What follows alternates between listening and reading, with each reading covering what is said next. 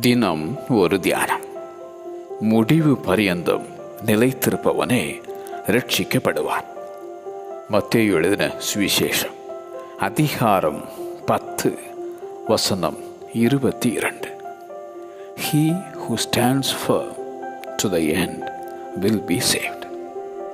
ஒருவன் என்னிலும் நான் அவனிலும் நிலைத்திருந்தால் அவன் மிகுந்த கனிகளை கொடுப்பான் என்றார் இயேசு. விசுவாசத்தில் நிலைத்திருக்க அழைக்கும் அப்போஸ்தலனாகிய பவுல், அவனவன் தான் அழைக்கப்பட்ட நிலைமையிலே நிலைத்திருக்க கடவன். நீ கற்று நிச்சயித்து கொண்டவைகளில் நிலைத்திரு. சகோதர சிநேகம் நிலைத்திருக்க கடவது. அன்பில் நிலைத்திருக்கிறவன் தேவனால் நிலைத்திருக்கிறான், தேவனும் அவனில் நிலைத்திருக்கிறார்.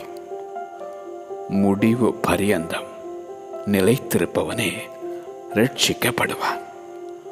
முடிவு பரியந்தம் நிலைத்திருப்பவனே ரட்சிக்கப்படுவான். ஆமென்.